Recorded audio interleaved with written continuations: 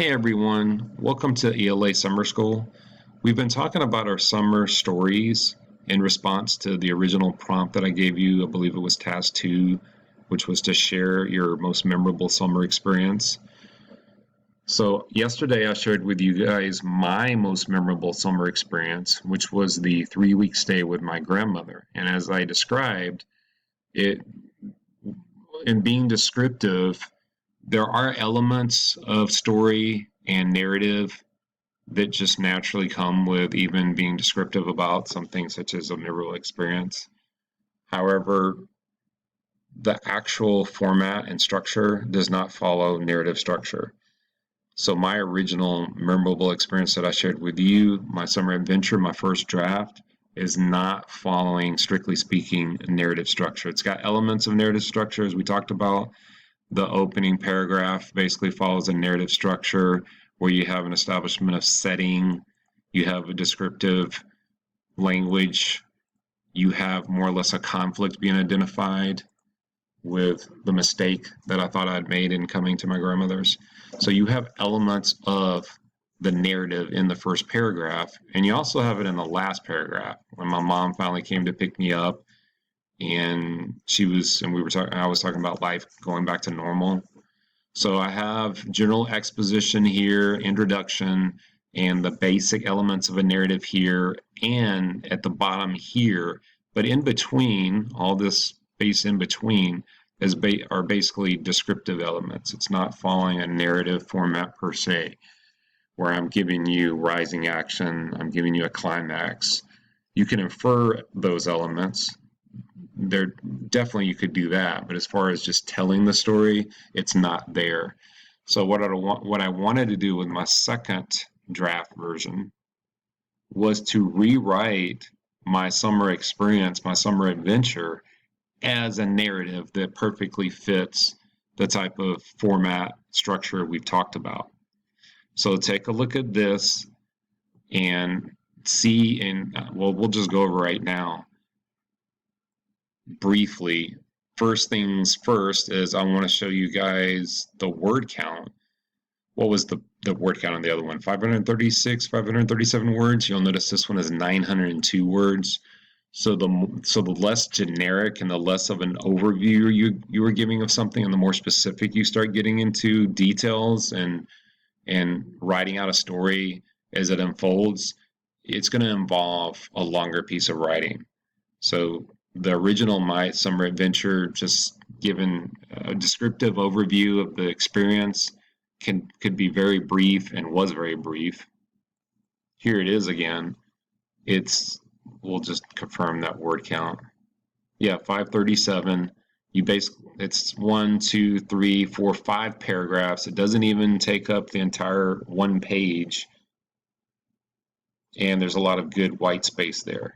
So very brief overview of my summer adventure, not a lot of details there, just kind of giving you an idea of what happened, bird's eye view.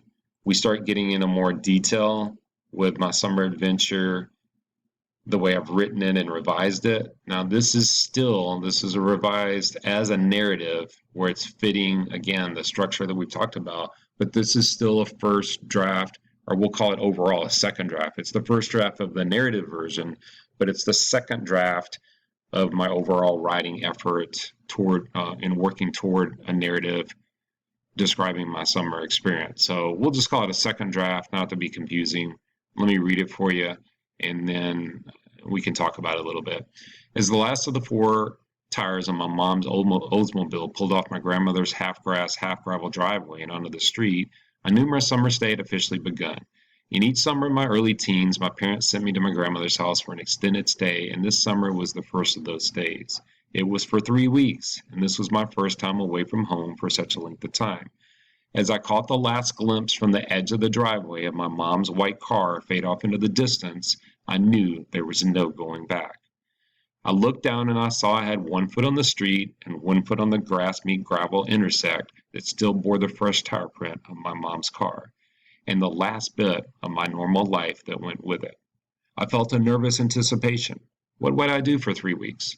There was no swimming pool, no video games, no parents, no sisters. I have 2. This was before cell phones and social media. In this moment, I had one overwhelming thought. Did I make a mistake coming here? I won't see her for 21 days. Stupid me. I finally went into the house and slumped on the sofa. The TV beckoned me, but my grandmother did not have a remote, and I was too lazy to get up and turn the set on, much less manually change channels. The house was so quiet as I laid there, bored to tears. My grandmother walked in and asked what I wanted to do. I don't know. I don't really care, I said. I think I'll just lay here for 21 days until Mom gets back. Well, okay then, but if you change your mind and decide you want to have my version of fun, let me know. Her version of fun? My grandmother's version of fun? Whatever that was. I'll pass. The next morning I realized I'd overslept. Actually, you technically can't oversleep if you have nothing to wake up for. I just slept. Period. Wow. My mom would have had me up hours before washing the breakfast dishes, even though I never ate breakfast. It just became one of her many to-do list items and chores, many of which filled in from my sisters always being on the go and too busy for such trivial things. I never got the praise, but still got the boss around little brother treatment. Yeah, actually, I don't miss that at all. I was finally motivated out of starvation to open the fridge. It was loaded with all my favorite drinks.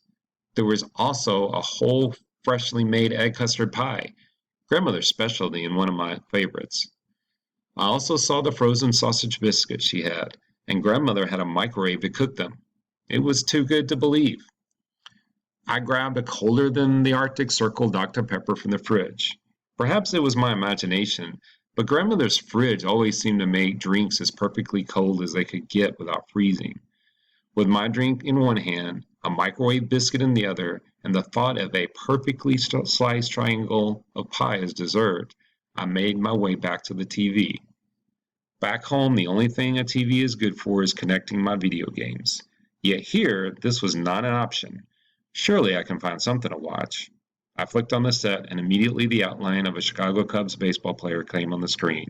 Whoa, the Cubs? That's right, grandmother has cable TV.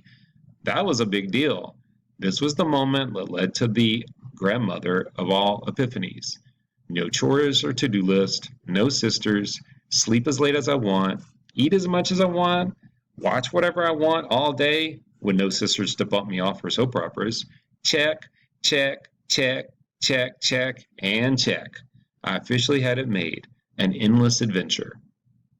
The next 21 days were spent enjoying all these things and more. Because the cable TV was so addicting and the caffeine from my drinks so powerful, I ended up pulling my first all-nighter. It was simply a matter of enjoying every minute of eating junk food, drinking sodas, and waiting for Mom to show up. Make that hoping Mom does not show up.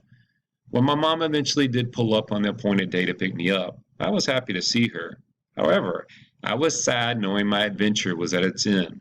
I said bye to my grandmother, thanked her, and left her with an enthusiastic, "I'll be back next summer."